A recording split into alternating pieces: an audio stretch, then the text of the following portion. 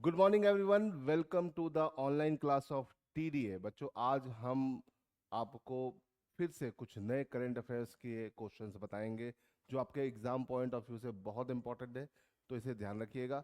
साथ ही साथ मैं आपको एक बता दूं बात कि भाई जो भी चीज़ें हम यहाँ पे डिस्कस करते हैं इस क्लास में, ठीक है, वो आपको हमारा इसका पीडीएफ टेलीग्राम चैनल पे भी मिल जाएगा। साथ ही साथ इस पर बेस्ड क्विज भी आपको वहाँ पे मिल जाएगी। तो बच्चों, अगर आपको अपनी तैयारी को बहुत ही परफेक्ट करना है और अच्छे अच्छे कंटेंट चाहिए जो, और एनडीए और सीरियस से रिलेटेड जो भी इंपॉर्टेंट अपडेट है, वो सारी अपडेट आपको कहाँ मिलेगी? हमारे टेलीग्राम चैनल पे। तो आप वहाँ पर आके हमें ज्वाइन कर सकते हैं। टेलीग्राम चैनल का लिंक डिस्क्रिप्शन बॉक्स में दिया है, तो उसे वहाँ से डाउनलोड कर सकते हैं, या सीधे डायरेक्ट भी आप वहाँ पर जाकर हमारे टेलीग्राम चैनल पर कनेक्ट हो सकते हैं।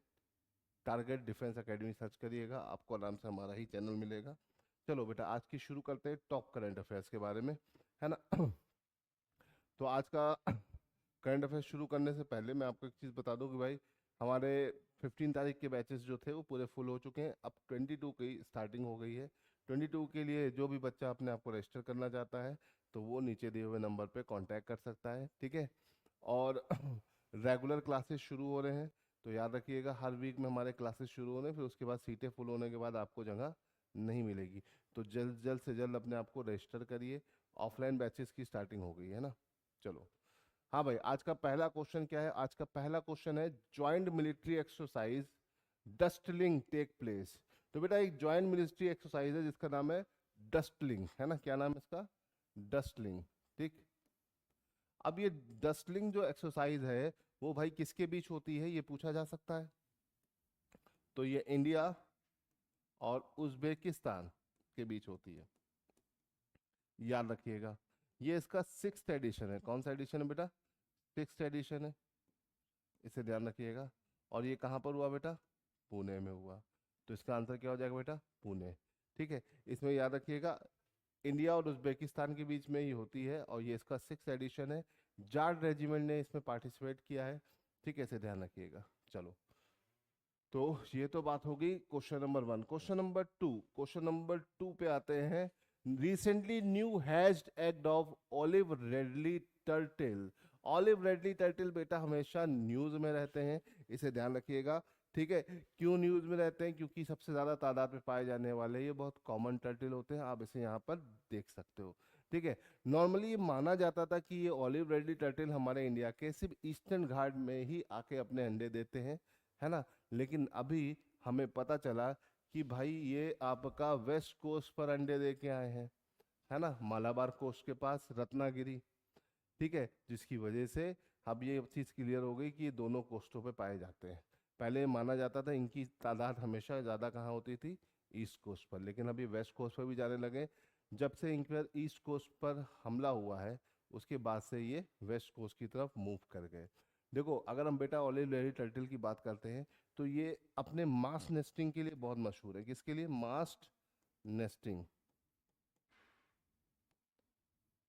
है ना। अरी बाबा, है ना, इसे बोलते हैं, याद रखिएगा। तो अरीबादा बोलते हैं इसे, अरीबादा। गलत लिख दिया मैंने यहाँ पर, ठीक है, अरीबादा, डबल आर होगा, ठीक। मास नेस्टिंग करते हैं, मतलब झुंड में अंडे देते हैं, और वहां पर अंडे देने की वजह से ये बहुत ज्यादा मशहूर है ना। और अगर हम इनकी बात करते हैं तो ये ज्यादातर कहाँ मिलते हैं आपको? पैसिफिक ओशियन, इंडियन ओशियन और अटलांटिक ओशियन में बहुत पाए जाते हैं, ठीक है। तीन ओशियंस में इनकी तादाद बहुत ज़्यादा है, पैसिफिक ओशियन, इंडियन ओशियन और अटलांटिक ओशियन, ठीक है, ये याद रखिएगा। ये ओमनीवोरस होते हैं। कैसे होते हैं बेटा? ओमनीवोरस,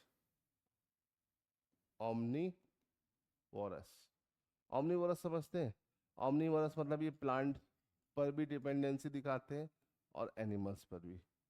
तो भैया ये जानवर भी खा सकते हैं और इंसान मतलब पेड़ पौधे भी खाते हैं, तो इसे याद रखिएगा। ऑलिव रेडी टर्टल आईयूसीएन की रेड डेटा बुक की लिस्ट में है ना। आईयूसीएन की रेड डेटा बुक आती है। Red data book endangered and threatened species के लिए आती है, इसे याद रखिएगा। आईयूसीएन इसे जारी करता है ना। एक बुक आती है बेटा जिसका नाम है आपका रेड डाटा बुक। इस बुक का नाम क्या है बेटा? रेड डाटा बुक है। रेड डाटा बुक जो होती है वो इंडेंजर्ड और थ्रेटेंड स्पेसीज के लिए होती है। किस तरह की स्पेसीज के लिए होती है? इंडेंजर्ड एंड थ्रेटेंड स्पेसीज के लिए। और इस बुक को इशू कौन करता है? IUCN, international union for conservation of nature. 1948 में बना था। इसका हेडक्वार्टर स्विट्जरलैंड के ग्लैंड शहर में है। इसे ध्यान रखिएगा। ये छोटी छोटी बातें हैं जो पूछी जाती हैं, ठीक है। तो ये इंडेंजर्ड एंड थ्रेटेंड स्पेसीज में है, ठीक है। कभी कभी एक क्वेश्चन आता है कि अगर कोई स्पेसीज अपने मूल निवास में कितने साल तक नहीं पाई जाएगी तो उसे हम एक्सटेंड मान लेंगे। तो भैया 15 साल तक, सॉरी 50 साल तक। मतलब अगर ऑलिव रेडली टर्टिल जो अपने मेन एरिया में पाए जाते हैं, अगर 50 साल तक वहां पर नहीं मिलेंगे तो हम इसे एक्सटेंड मान लेंगे। एक्सटेंड मतलब विलुप्त, ठीक है। बहुत से इंडेंजर स्पेसीज जो होते हैं वो एक्सटेंड होने लगते हैं। कैसे हमें पता चलता है? 50 साल तक अगर वो अपने ओरिजिनल जो हैबिटेंट है वहां पर नहीं पाए जा रहे हैं तो उसे हम एक्सटेंड मान लेते हैं। इसे याद रखिएगा। ऑलिव रेडी टर्टल काफी न्यूज में रहते हैं, है ना। बेसिकली उड़ीसा में ये अपनी मास नेस्टिंग करते थे, लेकिन इस बार ये अपना रत्नागिरी के पास भी जाके इन्होंने किया, तो ये अपने आप में एक अलग चीज हो गई जिसकी वजह से न्यूज में है ना। हमें ये लगता था ये नॉर्मली ईस्ट कोस्ट पर ही अपनी नेस्टिंग करते हैं, लेकिन अब ये वेस्ट कोस्ट पर ही नेस्टिंग करने लगे हैं, ठीक है। इनके टूटे हुए अंडे वहां पे मिले हैं, तो उसकी वजह से हमें ये चीज क्लियर हुई। तो बात ध्यान रखिएगा, ठीक है। गौर माता इसका लिए फेमस आपका एक वाइल्ड लाइफ एरिया है ना। चलो आगे बढ़ते हैं। क्वेश्चन नंबर 3 बहुत ही शानदार और अच्छा क्वेश्चन है। इस पे कई तरह से क्वेश्चन बन सकते हैं। For a decade militaries have relied on the advance cloaking technology to dominate the sky, but now the era of invisibility could be collapse bye.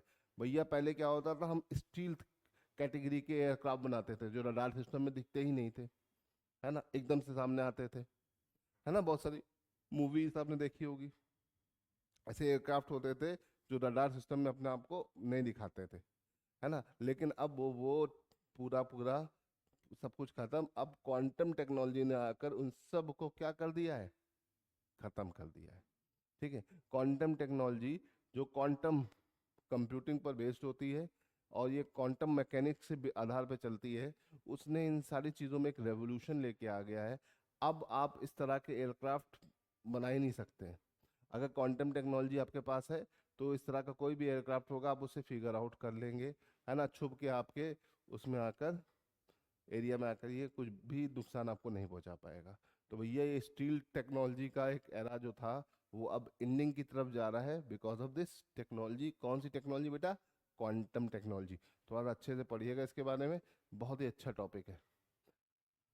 हाँ भाई, who become the new president of Gabon? भैया Gabon के नए president कौन बने? तो brisk ओलिग्यू नुगेमा, ठीक है, याद रखिएगा। ये यहाँ के मिलिट्री के जनरल है और इन्होंने ही यहाँ का प्रेसिडेंट इलेक्शनशिप भी जीत लिया है, ठीक है, याद रखिएगा।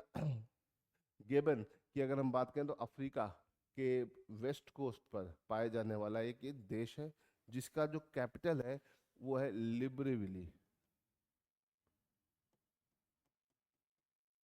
याद रखिएगा, ठीक है। इसका कैपिटल है लिब्रेविली, ठीक है।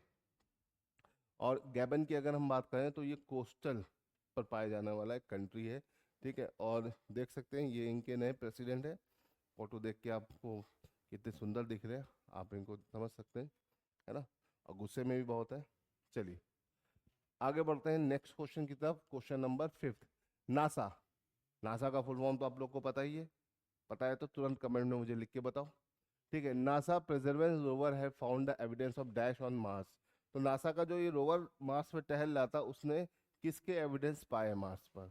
गोल्ड, क्वार्ट्ज, सिल्वर, मरकरी, है ना। तो भैया नासा के रोवर ने वहां पर क्वार्ट्ज के सैंपल कलेक्ट किए, क्वार्ट्ज की मौजूदगी को दर्ज किया। इसे याद रखिएगा, ये बहुत ही इंपॉर्टेंट और काम की आपकी न्यूज़ है, ठीक है। क्वार्ट्ज आपका एक मटेरियल है जो कि बहुत ही इंपॉर्टेंट है हमारे लिए, ठीक है। चलो चलिए आगे बढ़ते हैं। Recently when an earthquake struck San Diego zoo dash form an alert circle, an alert circle, an alert circle, है ना, एन, ठीक है। तो भैया जब सैन डिएगो समझते हैं, सैन डिएगो छोटा सा आइलैंड है इंडियन ओशियन में, वहां पर जब भूकंप आया वहां के चिड़ियाघर में तो इनमें से किस जानवर ने अपना अलर्ट सर्किल बनाया है ना? जानवर ऐसे अलर्ट सर्किल बनाते हैं, पीठ से पीठ मिला के ऐसे खड़े हो जाते हैं ताकि एक दूसरे की हिफाजत कर लें। इसे बोलते हैं अलर्ट सर्किल। और इस तरह के अलर्ट सर्किल बनाने का काम बेटा कौन करता है? एलिफेंट, है ना? एलिफेंट अलर्ट सर्किल बहुत बनाते हैं, इसे ध्यान रखिएगा। ये देखिए यहाँ पे इन्होंने पीठ से पीठ मिला के यहाँ पे खड़े हो गए हैं। तो भैया कभी भी ये मुसीबत में फंसते हैं तो ये अलार्मिंग सिचुएशन में क्या करते हैं? अलर्ट सर्किल बनाते हैं। तो ये क्वेश्चन बन सकता है, इसे ध्यान रखिएगा। अर्थक्वेक आया है तो भैया अर्थक्वेक तो जानते ही हैं आप, सेस्मिक वेव से आता है। किससे आता है बेटा? Seismic wave. जब अर्थक्वेक आता है तो उसका एक फोकस होता है, एक एपिसेंटर होता है। फोकस जो अर्थ के अंदर का पॉइंट है, इसे हाइपोसेंटर भी कहा जाता है। और उसके जस्ट ऊपर जो लैंड पे जो पॉइंट मिल रहा है जहाँ पे भूकंप हमें पता चल रहा है, वो आपका क्या है? आपका एपिसेंटर है। इसे ध्यान रखिए। कुछ पॉइंट्स हैं जो आपको हमेशा याद रखने पड़ेंगे जब तक आप पेपर देते रह जा रहे हो, है ना? चलो यहाँ से आगे बढ़ते हैं। Smallest national park of India, है ना? भारत का सबसे छोटा नेशनल पार्क। भैया नेशनल पार्क की जब हम बात करते हैं तो नेशनल पार्क आपका इन सेतु कंजर्वेशन में आता है। इन सेतु कंजर्वेशन बेटा क्या होता है? ऐसा कंजर्वेशन जहाँ पर किसी भी हैबिटेंट को कंजर्व करते हैं नेचुरली, जो है ना, इन सेतु में आता है। ठीक, इंडिया में जो नेशनल पार्क है वो 100 से ज़्यादा है ना? एक टाइम था ये सिर्फ 5-6 थे, लेकिन आज के टाइम में देखो 100+ नेशनल पार्क है।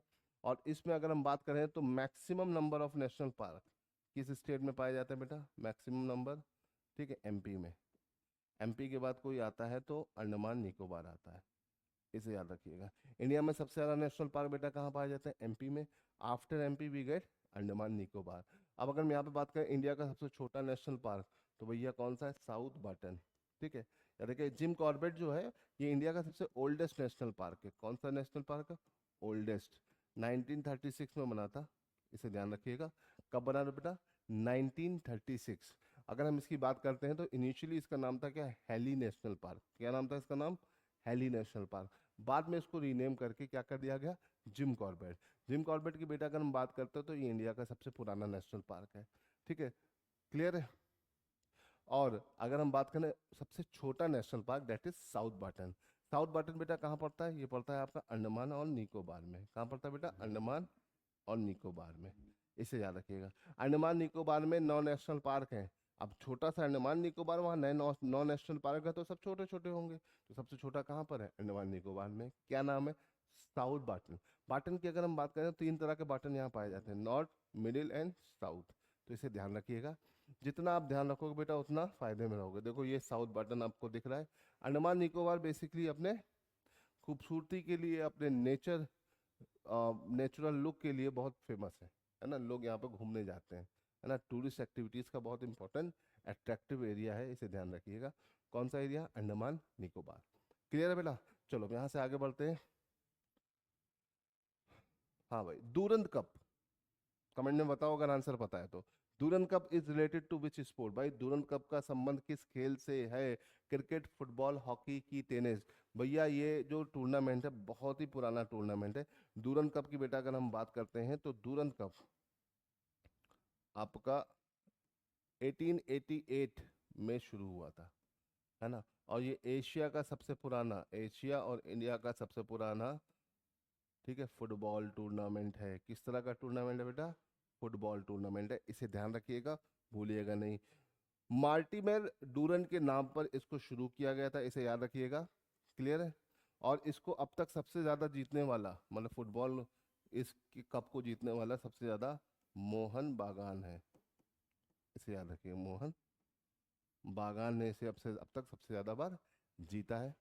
साथ ही साथ अगर हम इसकी बात करते हैं तो लास्ट टाइम पे मोहन बागान हार गया था। 2024 का जो विनर, अभी 25 का तो हुआ नहीं है, होगा तो फिर न्यूज़ में आएगा, ठीक है। तो याद रखिएगा ईस्टर्न यूनाइटेड जो था, ठीक है, नॉर्थ ईस्ट यूनाइटेड, ठीक है, लास्ट टाइम का 2024 का जो विनर है बेटा, 2024 का, वह नॉर्थ ईस्ट यूनाइटेड, ठीक है, ये 2024 का है। मैक्सिमम टाइम डूरन कप को जीतने का रिकॉर्ड किसके पास है बेटा? मोहन बागान के पास है। डूरन कप किस खेल से संबंधित है? ये फुटबॉल से रिलेटेड है। इंडिया का और एशिया का सबसे पुराना टूर्नामेंट है, ठीक है। सिंस 1888 से ये खेला जा रहा है, हर साल होता है, इसे याद रखिएगा। एनुअली होने वाला ये एक टूर्नामेंट है। बात समझ में आ रही है? ठीक है, वीडियो अच्छी लगी तो बेटा लाइक और शेयर करते जाइए, और अगर हमारे चैनल पे आप नए हैं तो चैनल को सब्सक्राइब कर लीजिए ताकि आपको सारी अपडेट्स मिलती रहे। ठीक है, चलो आगे बढ़ते हैं। Who got the ICC player of the month award March, है ना? मार्च में ICC player of the month का अवार्ड बेटा किसको मिला? तो आपका 4 प्लेयर हैं यहाँ पे, रचिन रविंद्र, ऋषभ पंत, श्रेयस अय्यर, विराट कोहली। तो बेटा ये मिला किसको? श्रेयस अय्यर को। ठीक है, इसीलिए ये न्यूज में, क्योंकि किसी इंडियन प्लेयर को मिला, है ना? हर हर महीने अवार्ड दिया जाता है, तो ये याद याद करने के लिए इंपॉर्टेंट है, अक्सर पूछा भी जा सकता है, तो इसे ध्यान रखिएगा। ठीक है, चलो मैं यहाँ से आगे बढ़ते हैं। और बहुत ही अच्छा क्वेश्चन है, इसको आप बताइए, इसका आंसर बताइए। PM should be a member of which of house of the parliament? जो हमारे प्रधानमंत्री होता है वो किस हाउस का मेंबर हो सकता है? लोकसभा का कि राज्यसभा का, या बोथ का, या इनमें से किसी का नहीं, है ना? ये बोथ क्या, इसमें होना चाहिए any one of the above house, तो ये ज्यादा बेटर है। इन दोनों हाउस में से किसी एक ही का भी हो सकता है ना? बोथ का नहीं, है ना? इन दोनों हाउस में से किसी एक का भी मेंबर हो सकता है ना? तो याद रखिएगा, ये एकदम सही है कि भैया जो हमारा प्राइम मिनिस्टर होता है वो लीडर होता है पार्टी का, है ना, लोकसभा में। बट वो किसी भी हाउस से मेंबर हो सकता है। क्या देखिएगा, प्राइम मिनिस्टर आपका लोकसभा का भी मेंबर हो सकता है और राज्यसभा का भी मेंबर हो सकता है, वो कहीं से भी चुना जा सकता है। ठीक है, अगर कोई प्राइम मिनिस्टर बना है और प्राइम मिनिस्टर बनते वक्त वो किसी भी हाउस का मेंबर नहीं है, तो उसको 6 महीना मिलता है। कितना महीना मिलता है बेटा? 6 मंथ मिलता है। ठीक है, मेंबर बनने के लिए 6 महीने का टाइम होता है। लोकसभा या राज्यसभा में से किसी एक का मेंबर बन जाए, अदरवाइज उसका प्राइम मिनिस्टरशिप की जो कैंडिडेट है वो कैंसिल कर दिया जाएगा, है ना? वो प्राइम मिनिस्टर नहीं रह पाएगा। याद रखिएगा, अगर आप प्राइम मिनिस्टर बनते हैं तो आपको लोकसभा या राज्यसभा में से किसी एक का मेंबर होना चाहिए। जैसे इंदिरा गांधी कहाँ से थी? राज्यसभा से थी। मनमोहन सिंह कहाँ से प्राइम मिनिस्टर थे? राज्यसभा से थे, है ना? इनिशियली ये लोग राज्यसभा से थे, बाद में इलेक्ट हुए, है ना? मोदी जी कहाँ से? लोकसभा से। मोदी जी चुन के आए हैं, तो इसे ध्यान रखिएगा। ठीक है, और प्राइम मिनिस्टर की अगर हम बात करें तो सबसे लंबा सर्विंग प्राइम मिनिस्टर अभी तक रहे हैं आपके जवाहरलाल नेहरू, है ना? अब मोदी जी दूसरे नंबर पे आने वाले हैं, अपना टेन्योर ये वाला पूरा करेंगे तो दूसरे नंबर पे आ जाएंगे। जवाहरलाल नेहरू का टेन्योर 16 ईयर्स कुछ डेज था। अभी मोदी जी का टेन्योर अभी 11वें साल पे चला आया है ना? तो धीरे धीरे करके मोदी जी दूसरे नंबर पे आ जाएंगे, अगर अगली बार इलेक्ट होते हैं तो ये नंबर 1 पर आ जाएंगे। लॉन्गेस्ट सर्विंग पीएम में हमारे पास टॉप 3 कंटेंडर है। ठीक है, पहला जवाहरलाल नेहरू, दूसरे नरेंद्र मोदी, उसके बाद इंदिरा गांधी। इन्हीं का ही एरा था जिसमें लोगों ने चीज़ें समझी। फिर चौथे नंबर पे मनमोहन सिंह हो गए। ठीक है, अभी तक इंडिया में 14 प्राइम मिनिस्टर आ चुके हैं अलग अलग। मोदी जी 14वें नंबर पे हैं। ठीक है, तो इसे याद रखिएगा। ठीक, चलो तो बेटा ये तो हो गए हमारे टॉप 10 क्वेश्चंस। ठीक है, न्यू बैचेस, ऑफलाइन बैचेस 22 अप्रैल से शुरू हो रहे हैं। जिन भी बच्चों को ज्वाइन करना है वो ज्वाइन कर सकते हैं। 15 वाला बैच हो गया है फुल, तो 22 के लिए अपने आप को रजिस्टर करिए। नीचे दिए हुए नंबर पे आप यहाँ पे कॉल कर सकते हो। ठीक है, और कोई भी इंक्वायरी हो, कोई भी दिक्कत हो, आप इस नंबर पे कॉल करके पूछ सकते हो। ठीक है, तो बेटा ये तो हो गया हमारा न्यू बैचेस के बारे में। चलिए आज के लिए इतना रहने देते हैं। जय हिंद। कल सुबह मिलेंगे कुछ नई करंट अफेयर्स के साथ।